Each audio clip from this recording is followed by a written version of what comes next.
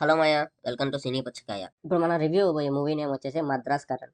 Present అయితే ఈ movie ఆహాలో స్ట్రీమ్ అవుతుంది. తెలుగు లాంగ్వేజ్లో అవైలబుల్గా ఉంది. తెలుగు డబ్బింగ్ వచ్చేసరికి పర్లేదు, బాగానే ఉంది. ఈ మూవీ యొక్క రన్ టైం వచ్చేసరికి 2 hours 1 minute అలా ఉంది. ఇంకా స్టోరీ విషయానికి వచ్చేస్తే మన హీరో అతను ఏంటంటే పెళ్ళికి ముందు రోజు వాళ్ళ అమ్మ ఎక్కడికి వెళ్ళొద్దని చెప్తారు. చెప్పిన దాని తర్వాత హీరో బయటికి వెళ్తాడు. వెళ్ళిన తర్వాత నుంచి ఏమైంది, ఆయన ఫేస్ చేసే సిచ్యువేషన్స్ ఏంటి అనేది మీరు ఈ మూవీ చూసి తెలుసుకోవాలి.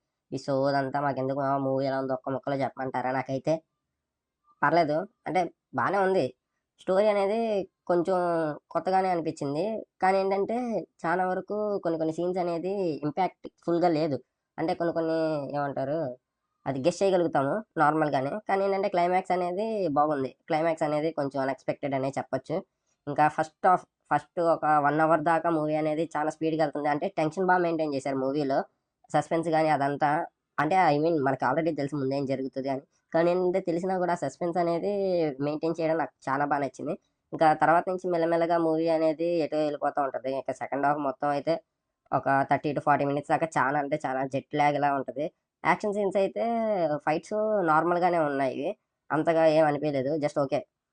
ఇంకా ఈ మూవీని ఫ్యామిలీతో వాచ్ చేయొచ్చా అంటే ఇది ఫ్యామిలీతో వాచ్ చేయొచ్చు. 18+ స్టఫ్ అంటూ ఏమీ లేదు.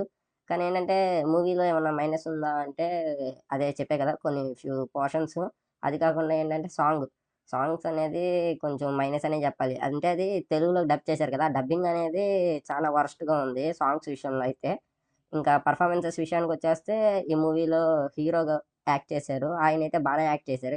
ఇంకా మన విలన్.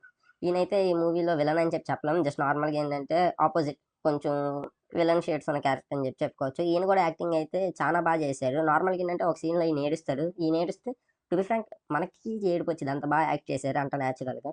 ఇంకా మిగిలిన వాళ్ళు వాళ్ళకున్న రోల్‌లో వాళ్ళు బానే యాక్ట్ చేశారు. ఇంకా ఈ మూవీలో అయితే 'నిహారిక కొణిదెల' గారు ఉన్నారు. కానీ ఏంటంటే ఆవిడది అంత పెద్ద రోల్ ఏం లేదు. జస్ట్ నార్మల్‌గా ఏంటంటే చిన్నదే ఇచ్చారు. And thank you for watching this video.